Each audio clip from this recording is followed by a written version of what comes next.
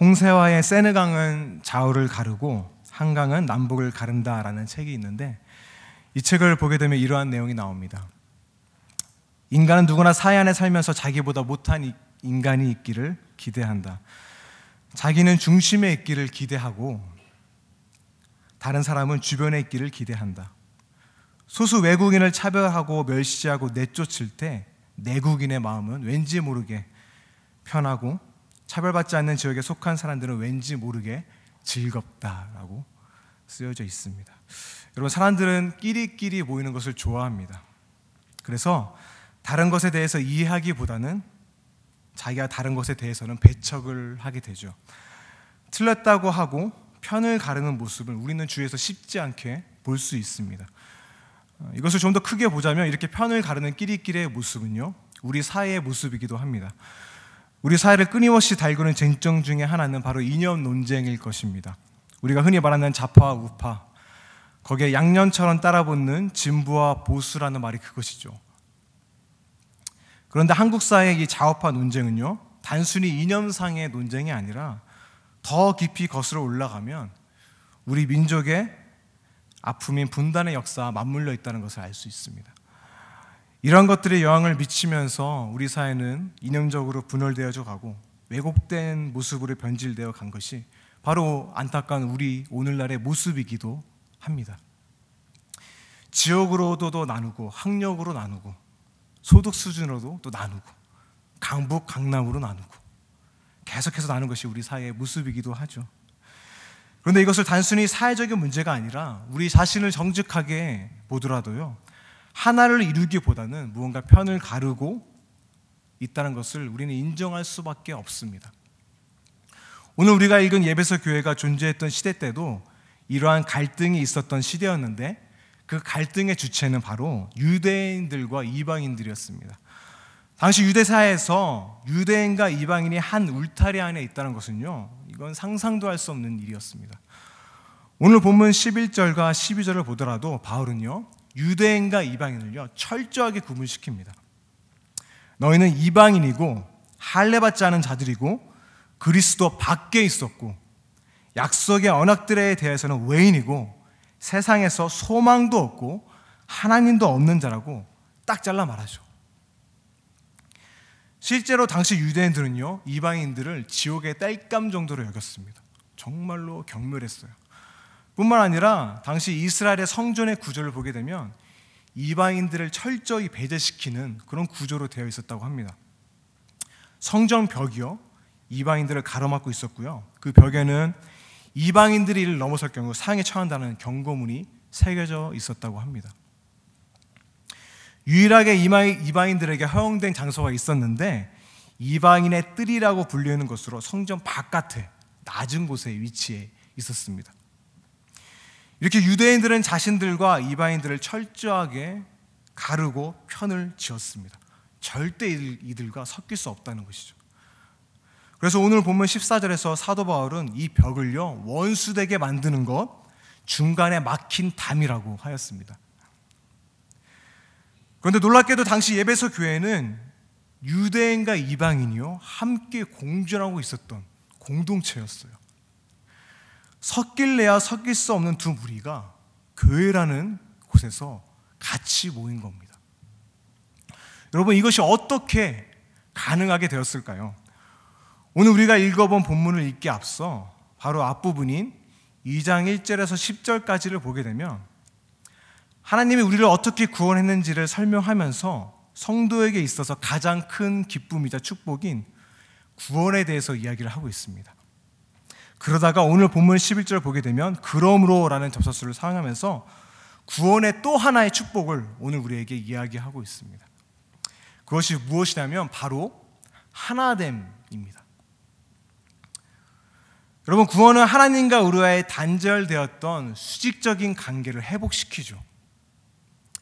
그런데 중요한 것은 이것으로 끝이 아니라 한 걸음 더 나아가서요, 사람과 사람 사이의 관계인 수평적인 관계의 회복도 가져다 준다는 것입니다. 오늘 이 시간 여러분들과 함께 이 단절된 관계의 회복, 무엇이 우리를 진정 하나 되게 만드는 것인지 말씀 안에서 깨닫게 되는 귀한 시간이 되기를 소망합니다. 아까도 말씀드렸듯이 오늘 본문 11절에서 13절까지는 사도 바울은 너희는 그때라고 하면서 과거에 우리가 어떤 존재였는지에 대해서 상기시킵니다. 여러분, 예수님을 알기 전 우리는 어떤 존재들이었습니까? 육체로는 이방인이었고요, 할례받지 않은 무리들이고 그리스도 밖에 있었고 약속의 언약들에 대해서는 완전히 외인이었죠. 한마디로 말해서 아무런 소망 없는 자들이었습니다. 이 말씀을 가지고 한번 우리 민족을 가지고 생각해 보시기 바랍니다. 여러분, 복음이 없었던 이 땅은요, 소망이 없던 땅이었어요. 하나님의 언약과는 아무런 상관없이 그냥 세상에서 주어진 육신의 삶을 살아가다가 그냥 영원한 죽음 가운데로 갔어야 할 민족이었던 겁니다. 그런데 지금은 어떻게 되었습니까? 13절, 이제는, 지금이라는 현재 시제를 쓰죠. 전에 멀리 있던 너희가 이제는 그리스도 예수 안에서 그리스도의 피로 가까워졌다고 말하고 있습니다. 하나님으로부터 멀리 떨어져 단절되었던 우리가 그리스도의 피 때문에 가까워졌다는 것입니다. 아무런 소망이 없었던 이 민족이 100여 년 전 선교사님들의 헌신으로 인해 복음이 들어오게 되므로 우리는 지금 이렇게 하나님 앞에 나와서 예배드릴 수 있는 겁니다. 얼마나 감사합니까? 하지만 분명히 기억해야 할 것은 우리가 복음을 들을 수 있었던 더 근본적인 이유는요, 말씀에 나와 있는 것처럼 바로 예수님의 피, 그분의 죽으심 때문입니다. 일어나 빛을 발하라 라는 찬양이 있는데요, 이 곡의 가사를 보게 되면 이것을 너무나 아름답게 잘 표현하고 있어요. 한번 들어보시기 바랍니다. 흑암의 밤은 깊어 빛이 없던 이 땅 위에 하나님 은혜 빛 비추셨네. 사망의 그늘 아래 소망 없던 결애에게 하나님 아들 생명 주셨네. 주님의 보혈 강같이 흘러 지금도 이 땅 치유하니 흰 옷을 입은 주님의 백성 일어나 주를 섬기라. 복음으로부터 소외된 우리 민족이 그의 아들 예수 그리스도의 피로 말미암아 흰 옷 입은 주님의 백성이 되었다는 이 고백은 정말로 우리가 잊지 말아야 할, 우리 모두가 품어야 할 감격스러운 고백이요 간증인 것입니다. 그런데 사도 바울은 여기서 한 걸음 더 나아가서 예수님의 십자가 사건에 대해서 이렇게 이야기하고 있습니다. 14절입니다. 그는 우리의 화평이신지라 둘로 하나를 만드사 원수된 것 곧 중간에 막힌 담을 자기 육체로 허시고. 여러분, 첫 번째로요, 그리스도는 화평이심으로 둘로 하나를 만드셨다고 합니다. 이 말은 유대인과 이방인 신자를 한 공동체로 만드셨다는 이야기입니다. 그리고 두 번째는 원수된 것, 그 중간에 막힌 담이죠. 그것을 자신의 육체로 십자가에서 자신의 몸을 찢으심으로 그 모든 것을 허무셨다는 이야기입니다. 여기서 중간에 막힌 담은 무엇입니까? 유대인과 이방인들의 그 적대감이죠. 절대로 섞일 수 없는 그 막힌 담. 예수님의 죽으심으로써 완전한 화해를 이루셨다는 말입니다. 마지막 세 번째로 15절에는 법조문으로 된 계명의 율법을 폐하셨다고 말합니다. 여러분, 여기서 법조문으로 된 계명의 율법이란 모세의 율법을 이야기합니다. 율법이 우리들에게 요구하는 것은, 여러분, 우리는 율법 앞에 서면 어떻게 됩니까? 우리는 선을 행할 수 없는 완전한 죄인임을 깨닫게 되죠. 이것이 바로 1차적인 율법의 요구입니다. 그리고 무엇보다 이 율법은 하나님의 언약을 맺은 백성들에게 주어지는 것이기 때문에 우리는 율법이 있고 저들은 율법이 없는 자, 이방인들과 구분을 짓는 것이었습니다. 이것도 일종의 구분짓는 담이었던 겁니다. 하지만 어떻게 되었습니까? 그 율법을요 폐하셨다고 이야기를 하죠. 여기서 율법을 폐하셨다는 말은 예수님께서 율법 자체를 부정하셨다는 말이 아닙니다. 예수님께서 이 율법을 완전히 성취하셨기 때문에 이 율법이 이제 필요 없게 된 겁니다. 무력하게 되었다는 거예요. 다시 말해서 율법을 통해서가 아닌 하나님께로 완전히 새롭게 나아가는 길, 예수 그리스도를 통해서 나아가는 새롭고 산 길을 우리 가운데 열어주셨다는 이야기입니다. 그러니까 결과적으로 율법이 폐했다고 하는 거죠. 그러므로 15절 하반절입니다. 이 둘로 자기 안에서 한 세 사람을 지어 화평하게 하시고. 여러분, 여기서 한 세 사람이란 우리가 회개해서 이제는 유대인이 돼야지, 이스라엘 백성이 돼야지, 이런 말이 아니죠. 우리를 그리스도 안에서 완전히 새로운 피조물로 지으셔서 이제는 유대인, 이방인 그러한 구분 다 없애시고 완전히 새로운 공동체로 화평하게 만드셨다는 놀라운 선언인 것입니다. 그래서 사도 바울은 고린도후서 5장 17절에서 어떻게 고백합니까? 그러므로 누구든지 그리스도 안에 있으면 무슨 피조물이죠? 새로운, 완전히 새로워진 피조물이라 라고 선언을 하죠. 이렇게 하나님께서 그리스도의 피로 인해 우리에게 베풀어 주신 구원은요, 하나님과 인간 사이에 단절된 관계를 회복시킬 뿐만 아니라 사람과 사람 사이에 단절된 관계도 회복시킨다는 것입니다. 그런데 여러분, 솔직히 생각해 보시면 이 말씀처럼 우리를 불편하게 만드는 것은 없습니다. 너무나 불편해요. 왜 그렇습니까? 만약에 하나님과 사람과의 이 수직적인 관계 회복이 구원의 전부라면 얼마나 편합니까? 그냥 예수님 잘 믿다가 죽어서 천국 가면 끝. 이게 다예요. 너무나 편하죠. 하지만 그 구원의 모습이요, 이 땅에서 사람들 간의 수평적인 관계에서 나타나야 된다면 이건 얘기가 달라지죠. 그래서 이 두 가지의 균형이, 십자가도 뭐 수평, 수직 이렇게 있다고 하죠. 이 두 가지의 균형이 너무나 중요한 것 같습니다. 따라서 그리스도인들은요, 미래에 있을 구원을 현재 이 땅에서 살아가는 사람들인 것이죠.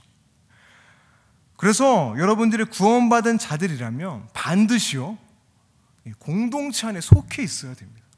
이거는 필연적인 겁니다. 왜냐하면 하나님께서 우리에게 말씀하신 그 구원은요, 그 공동체를 포함하기 때문이에요. 이거 너무나 중요한 거죠. 여러분, 이런 사람들이 있죠. 예수님은 믿겠는데 교회는 가기 싫다는 사람들. 나 혼자 믿겠다는 거예요.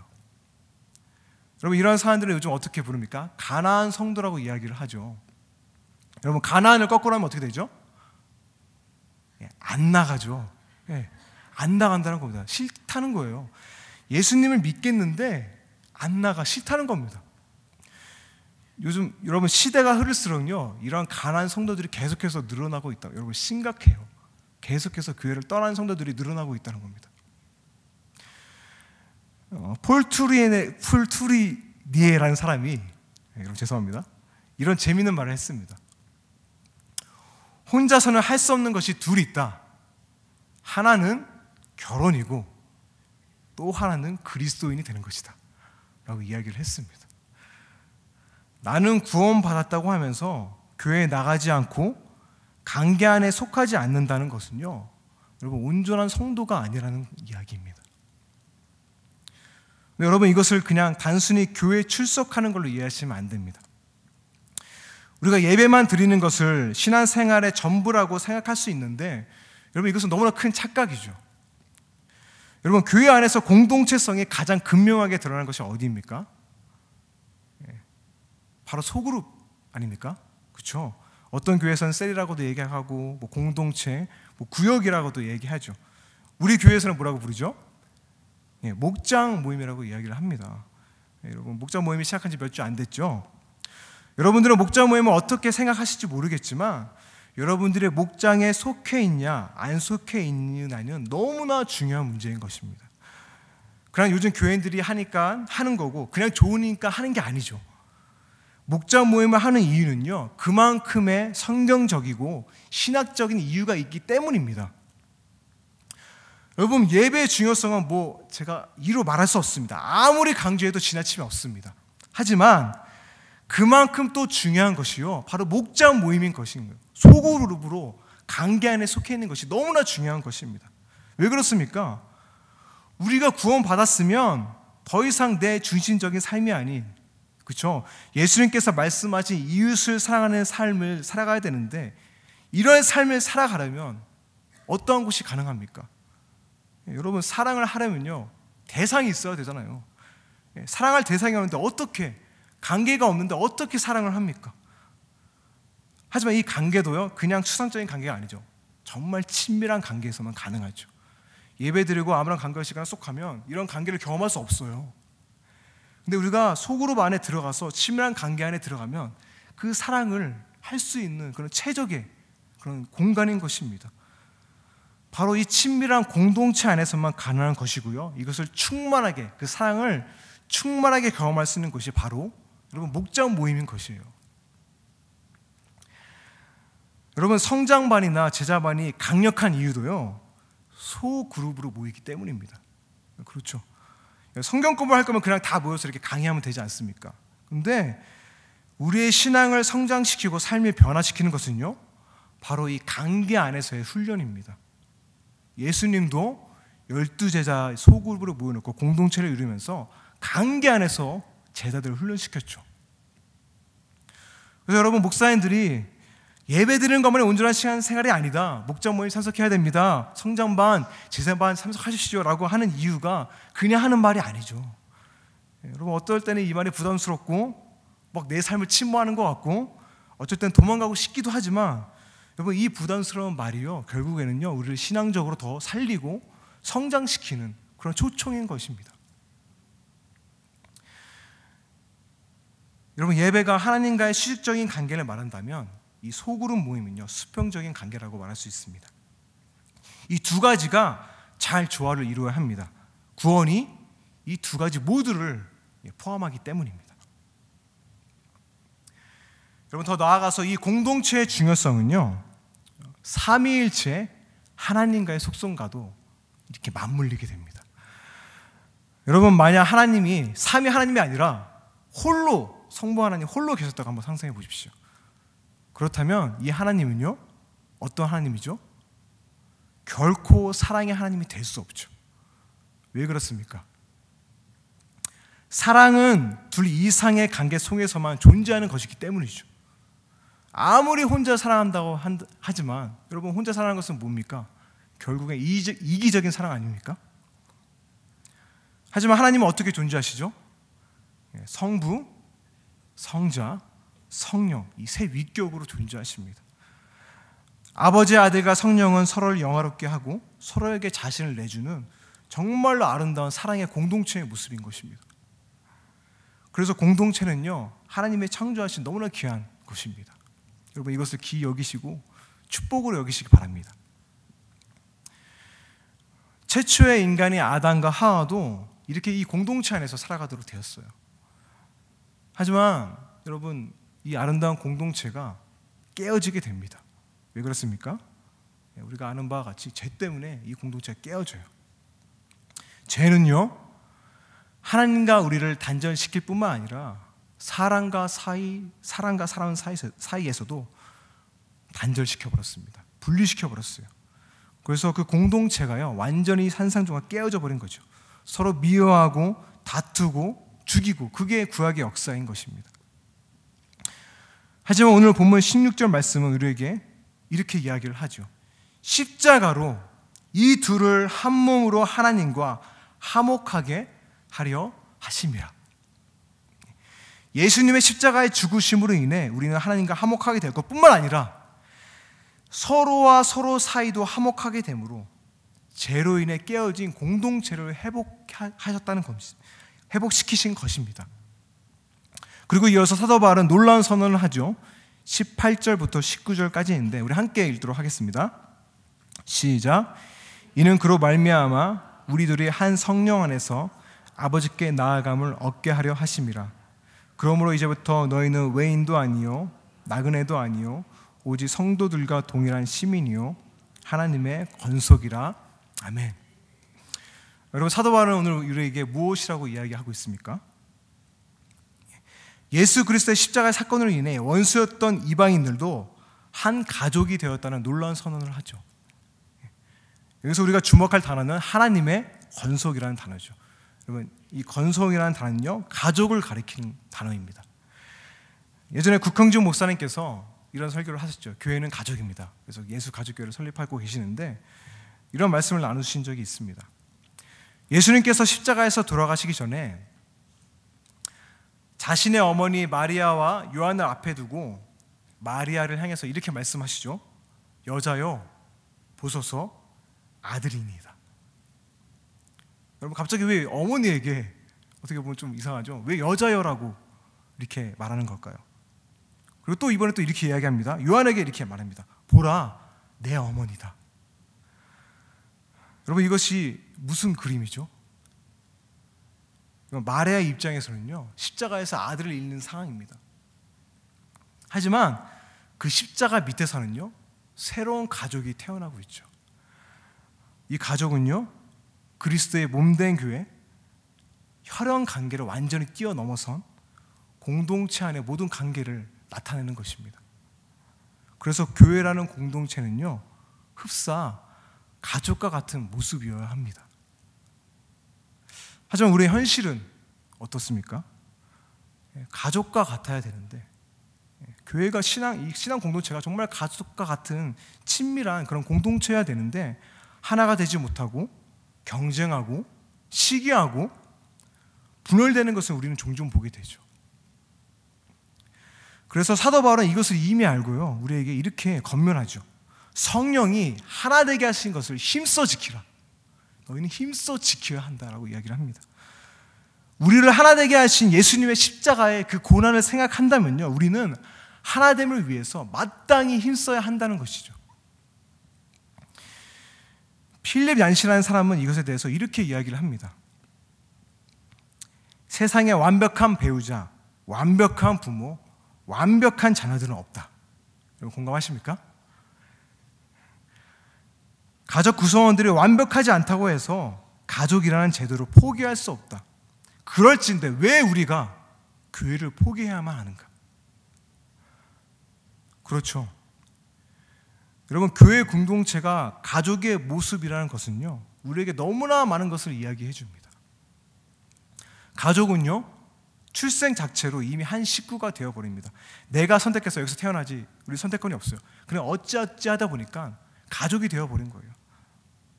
그래서 내가 원하든 원하지 않든 내 가족, 내가 사랑해야 할 가족인 것입니다. 그게 가족이죠. 그래서 가족이란 그냥 내가 태어났는데 이 사람 마음에 들어, 그래서 떠나지, 그게 아니죠. 여러분, 어떻게든 식구 조건을 떠나서 어떻게 사랑해야 되는지, 어떻게 사랑이 존재하는지 가르쳐주는 것이 바로 가족 공동체입니다. 교회 공동체도 마찬가지죠. 우리는 예수 그리스도 안에서 만나기 때문에 정말로 다양한 사람들을 만나요. 너무나 다양한 사람들을 만납니다. 그러다 보니까 나한테 맞는 사람이 편한데, 문제는요, 나랑 너무 다른 거예요. 이게 나한테 너무나 당연한데 이 사람은 이게 아닌 거예요. 너무나 다른 거예요. 여러분, 당장 목자 모임이나 소그룹 안에 들어가면 어떻게 됩니까? 너무나 아이러니한 것은 교회라는 공동체는 관계를 충만하게 경험할 수 있는 곳이기도 하지만요, 또 그 관계 때문에 시험받는 곳이기도 해요. 상처받고. 하지만 사도 바울은 오늘 우리에게 이렇게 도전하죠. 우리 마지막으로 20절부터 22절까지 함께 읽도록 하겠습니다. 시작. 너희는 사도들과 선지자들의 터 위에 세우심을 입은 자라. 그리스도 예수께서 친히 모퉁이 돌이 되셨느니라. 그의 안에서 건물마다 서로 연결하여 주 안에서 성전이 되어가고, 너희도 성령 안에서 하나님이 거하실 처소가 되기 위하여 그리스도 예수 안에서 함께 지어져 가느니라. 네. 여러분, 사도 바울은요, 교회를 예수님을 모퉁이 돌로 한 성전의 모습으로 표현을 하죠. 이것이 우리에게 보여주는 것이 무엇이냐면, 보통 건물이 지어질 때는 가장 단단한 돌을 모퉁이 돌로 삼고요, 그 위에 여러 가지 자재들이 쌓여가면서 한 건물로 지어져 나가죠. 여러분, 이 건물도 마찬가지죠. 예, 뭐 나무도 있고 돌도 있고 여러 가지 자재들이 모여서 한 건물을 이루지 않습니까? 서로 다르지만 한 건물이 되어야 한다는 거죠. 따라서 진정한 하나됨이란 뭡니까? 예.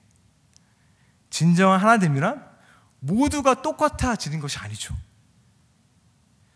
여러분, 모두가 똑같아진다면요, 그것은 회귀성이죠. 그렇죠? 여러분, 하지만 하나됨은 회귀성이 아닙니다. 성경이 말하는 하나됨은요, 건물의 비유에서와 같이 서로 너무나 다양하지만 다르지만 하나됨을 이루어가는 연합함을 이야기하고 있습니다. 여러분, 이것이 진정한 하나됨이 아닌가요? 저는 개인적으로 이 말씀의 진리가 제 마음속 깊이 깨달아졌을 때 저는 온몸에 소름이 돋았어요. 너무나 놀랐어요. 왜냐하면 저는 제가 어렸을 때 예수님을 인격적으로 알지 못했을 때, 모태신앙처럼 예수님을 인격적으로 알지 못했거든요. 근데 교회에서 계속 하나가 되어야 된다 이런 말이 너무나 싫었거든요. 그 말은 저에게 모두가 똑같아져라 그런 말로 들렸기 때문입니다. 저는 그게 너무나 싫었어요. 이거는 제 성향과도 관련이 있는데요. 만약에 제 딸에게 누군가 만나지 말아야 할 남자를 고르라고 한다면 저는 이렇게 이야기를 할 것 같아요. 예수라는 사람 절대로 만나지 말아라 이렇게 얘기를 할 것 같습니다. 왜냐하면 제가 그렇거든요. 여러분 흔히 음악하는 음악이나 뭐 예술하는 사람은 어떻죠? 예. 감정의 기복이 심하죠. 그리고 흔히 뭐라고 합니까? 똘끼가 있다 그러죠. 예. 되게 특이해요. 개성이 너무 강해요. 그래서 이 사람들은요 사람들이나 조직에 쉽게 섞이지를 못합니다. 자존심은 말할 것도 없어요. 그래서 특별히 한국 사회에서 남자가 특별히 이런 성향을 가지고 있으면 이거 살아가기 힘들지 않을까. 그래서 저는 이런 사람 만나지 않았으면 좋겠다 이렇게 이야기를 할 것 같아요. 근데 저는요 여러분 저는 태생이요 음악하는 집에서 태어났고요, 대학에서는 미술을 전공했고요, 게다가 막내 내성적인 B형 남자입니다. 예, 완전 정말 최악의 인간 아닙니까? 예수님 안 만났으면 정말로 큰일 날 뻔했어요. 근데 어제 제가 장한선 목사님한테 그 성향 조사가 있더라고요. 애니어그램을 받았는데 아니나 다를까 4번 예술가 유형이더라고요. 예. 근데 그 말씀을 들으면 그 상담을 들으면서 너무나 놀랐어요. 정확하게 나에 대해서 이야기를 하더라고요. 장 목사님께서 이렇게 말씀을 하시더라고요. 전도사님은 다른 사람들과 똑같아지는 것을 너무나 싫어하는 성향입니다. 이렇게 이야기를 하더라고요. 그래서 저는 정말로 어렸을 적에 교회 안에 깊숙이 들어가지 못하는 이유 중에 하나가 이거였어요. 똑같아지기 싫었던 거예요. 왠지 예수님 열심히 믿으면 내가 좋아하는 것들 다 버려야 되고, 내 성향, 내가 좋아하는 음악들과 작품들이 있는데 이거 다 버려야 되고 그냥 똑같이 되어야 되는 거, 획일화되는 게 이게 하나됨으로 이해했던 거예요. 여러분 실제로요 이런 예술자적인 기질이 있는 사람들이요 교회에 적응하지 못한 사람들이 많아요. 제 친구들 중에서도 예수님을 믿는 건 너무 좋은데 교회에 나가지 못하는 사람들이 너무 많아요. 그래서 교회를 떠나는 친구들도 많았습니다. 마치 당시 유대인들이 이방인들에게 너희들 교회를 들어오려면 할례를 받아야 돼, 너희는 이런 율법을 지켜야 돼 라고 말한 거하고 똑같은 것이죠. 똑같아져야 돼. 너희는 다 버리고 유대인이 돼야 돼. 우리랑 똑같아져 라고 말한 거가 똑같지 않습니까? 그러다 보니까 제 안에 자연스럽게 드는 질문은 이것이었습니다. 왜 교회는 똑같아지라고는 이야기하면서 왜 다름을 인정하지 않을까였어요. 저에게는 이게 심각한 질문이었어요. 그러다가 어느 날 성경을 읽다가 이 진리가 내 마음 가운데 깨달아지는 그 순간 정말로 온몸에 소름이 돋았습니다. 제 고민들이 완전히 해결이 되어버렸어요. 예수님께서 십자가에서 이루어 놓으신 것이 유대인이 유대인 되게, 이방인이 이방인 되게 하는 것이 아니라 그 그리스도의 피로 완전히 새로운 공동체를 이루셨다는 것을 제 마음 깊숙이 온몸으로 경험을 한 것입니다. 그래서 여러분 사도행전 13장 보게 되면 최초의 이방인 교회죠. 안디옥 교회 구성원들이 나오는데 어떤 사람들이 모이죠? 바나바라는 유대인도 있고, 또 니게르라는 시몬, 이 사람은 흑인이었다고 합니다. 흑인도 있고, 루기오라는 이방인도 있고, 또 누구죠? 헤롯의 젖동생 마나인, 고이즈 혈통이죠. 그런 사람들도 있고. 네, 끝때까지 기다릴게요.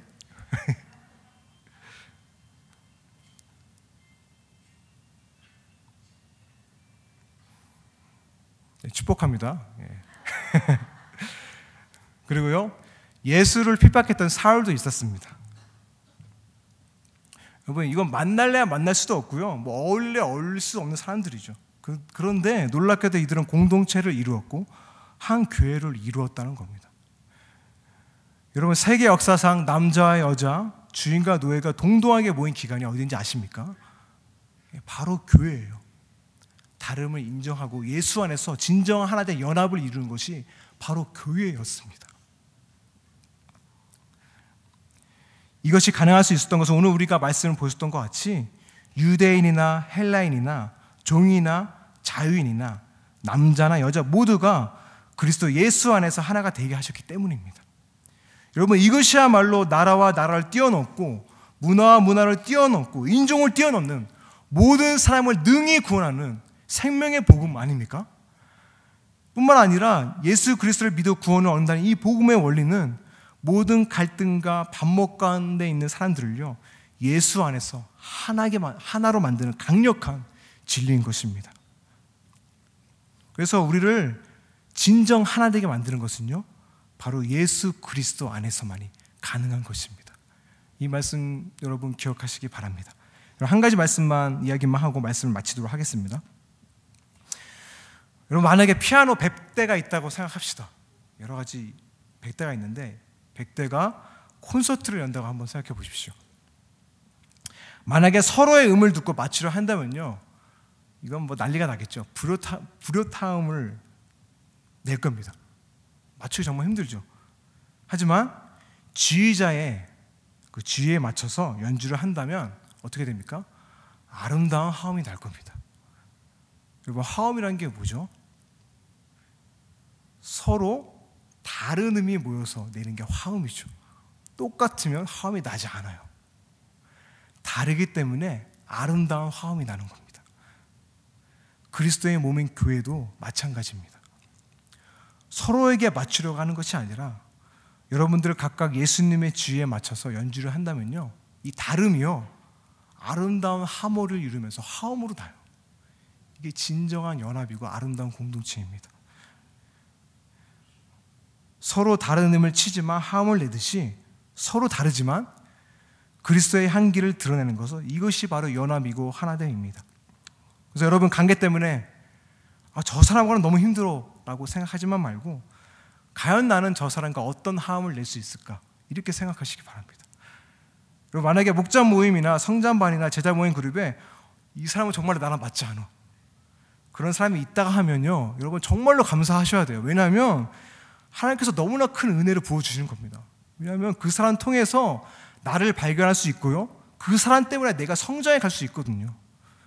똑같은 사람들만 있으면 내가 어떤 사람인지, 내 부족한 것이 무엇인지 알 방법이 없습니다. 하지만 다르기 때문에 너무나 좋은 거예요. 난 이렇게 다르구나, 내가 이해할 수 있구나, 내가 이게 부족하구나, 그러면서 성장해 나갈 수 있는 겁니다. 그래서 여러분, 이 시간 옆 사람 보면서 이렇게 고백했으면 좋겠습니다. 당신의 다름이 나의 기쁨입니다. 함께 고백하시겠습니다.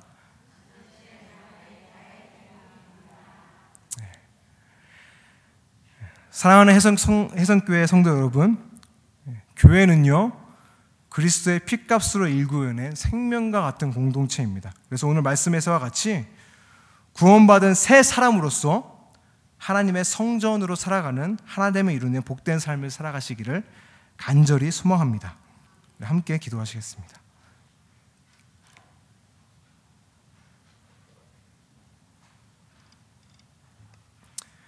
보라, 형제가 연합하여 동거함이 어찌 그리 선하고 아름다운고, 머리에 있는 보배로운 기름이 수염 곧 아론의 수염에 흘러서 그의 옷깃까지 내린갑고, 헐몬의 이슬이 시온의 산들에 내린갑도다.